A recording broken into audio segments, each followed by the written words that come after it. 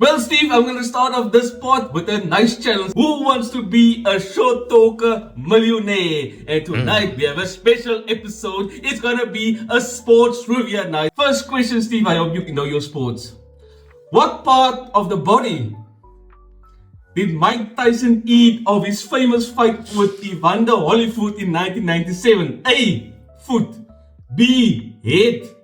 C. Pancreas. D. Ear. That's a tough one, but I think it's his ear. Yes! Hey. Oh, 1 point, 1. You know your sport, you know your sport. Steve, question number 2. It's a twofold question. What Man United player famously kicked a fan in 1995 during a football game? And secondly, what type of kick was it? A. David Beckham. B. Bruno Fernandes. C. Eric Cantona. Or D. Benny McCarthy. I actually don't know the answer to this, but by process of elimination, I'm gonna go with C.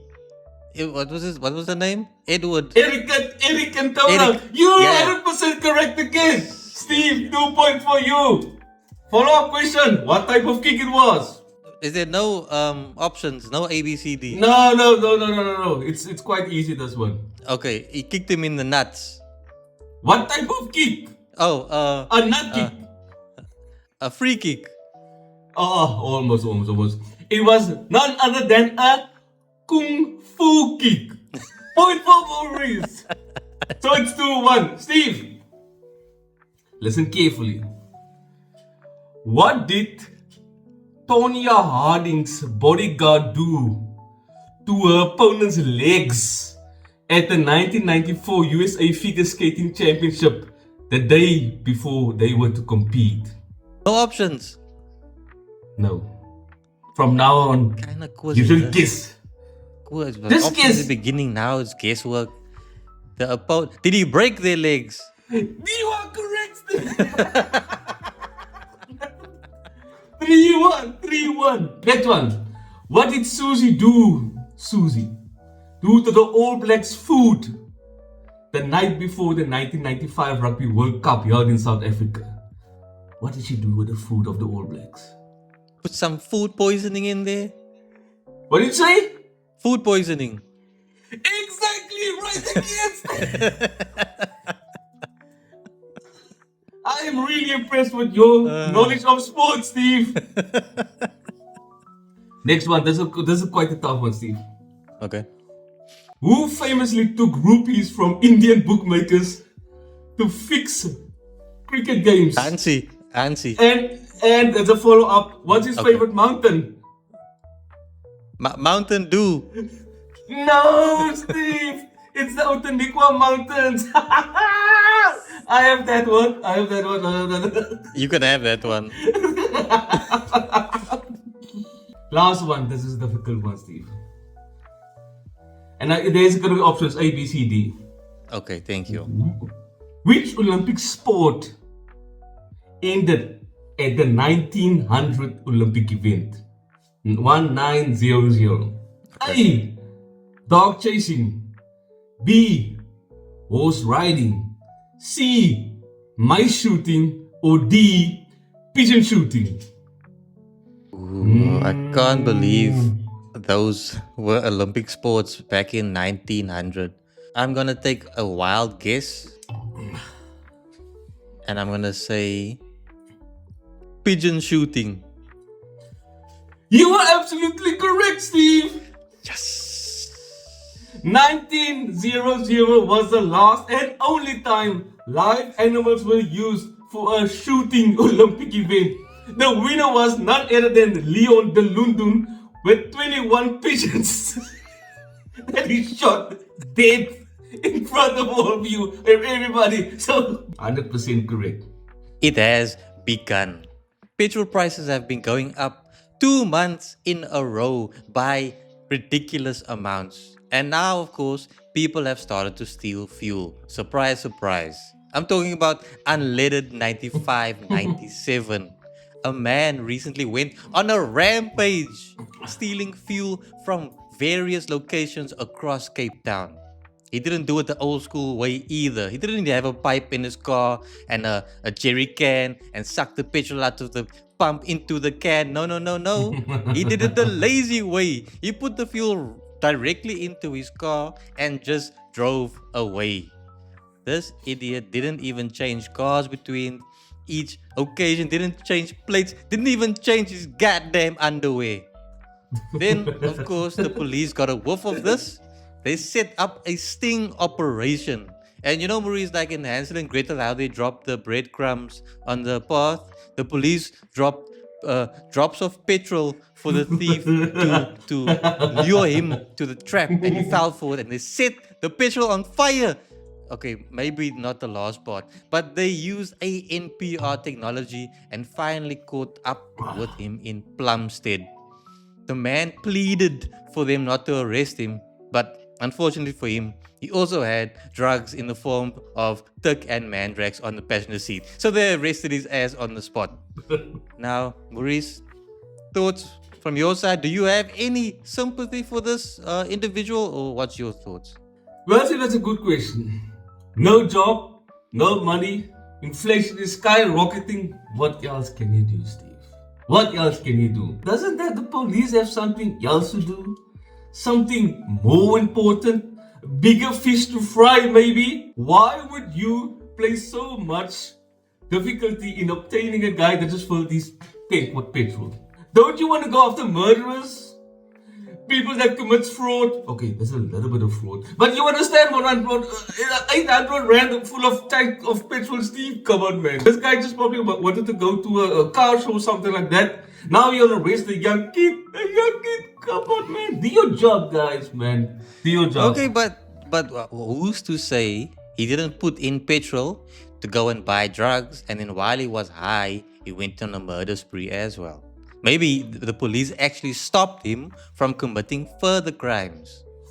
Oh, but that's a huge jump, Steve. That's a huge jump. To say, going from stealing from petrol, I would understand if it's petrol, committing a little bit of fraud, stealing 1,000 rand here, next week maybe stealing 2,000 rand of groceries at Pick and Pay. But from stealing a full tank of petrol to murder, that's quite a jump and a half. But see, don't you think he deserves a compliment? For what reason? Just hear me out. Just hear me out. Okay. According to the article, if I'm not wrong, he drove a Ford Fiesta, correct? Yes, a black one. That's a 1.4 or 1.6 liter engine. I don't know what's the correct engine capacity. Maybe it can contain like 40 or 50 liters. Not so?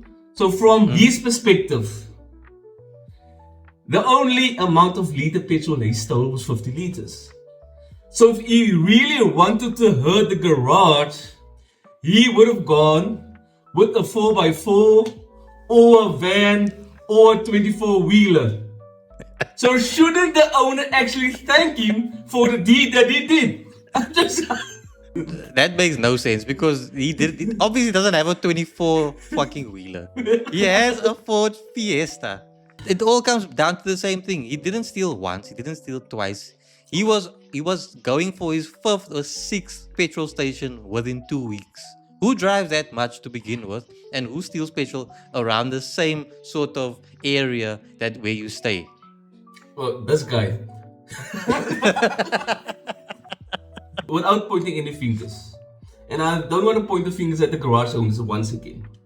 Because normally when there's a price hike, where I normally drive, there's a board that says, price hike tonight, midnight, fill up.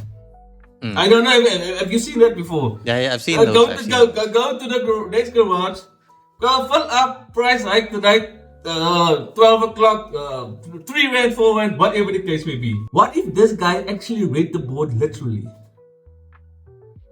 Price hike, fill up. No mention is made of that you should pay after you filled up. So shouldn't the owner be charged with misleading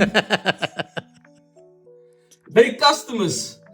I'm just asking, Steve. Uh, Because I'm just asking because that's what the board says. Okay, That's what but my you opening a whole can of worms now, Maurice. Because if you go out to eat at a restaurant, it's the same principle where you get your food first and then you pay afterwards. It's like a trust system. Same with petrol, you fill up, then you pay.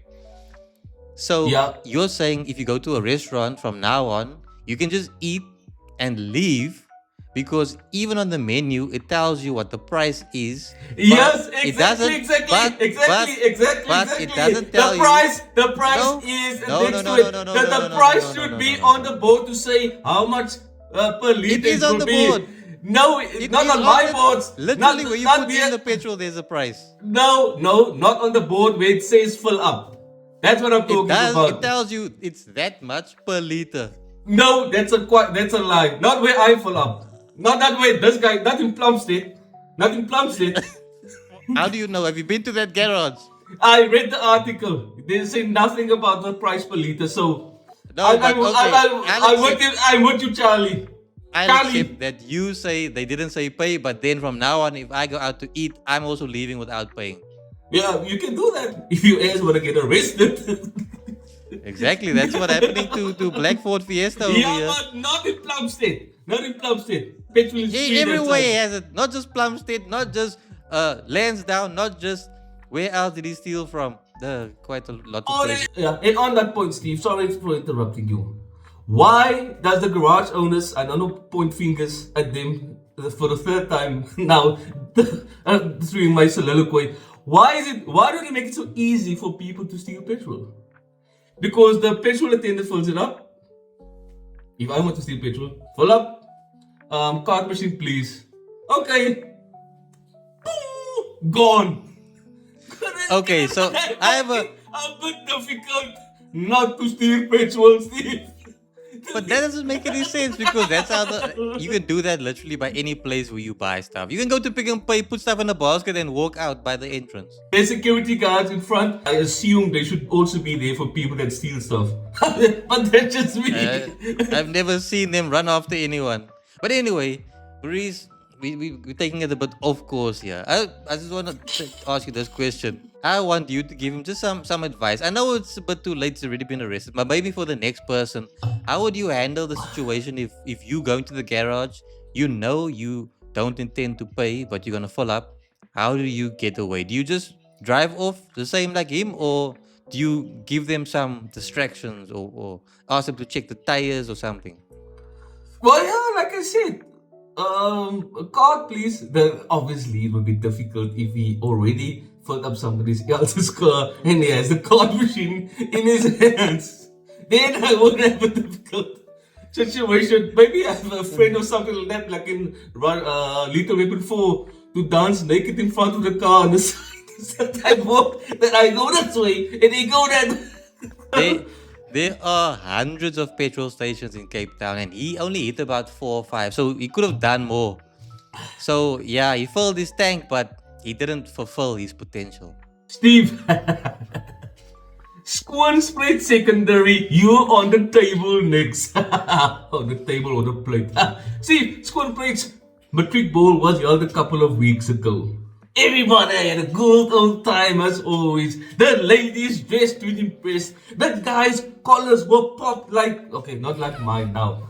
You know, everybody in attendance had a good old time. Steve, for 900 bucks the entrance fee, you would expect the plate of food will be on the top quality David Ramsey or David Ramsey. But nonetheless, Steve, when the plates arrived, Steve, they got a piece of chicken, 5 chips. However, they got a top of the range dip.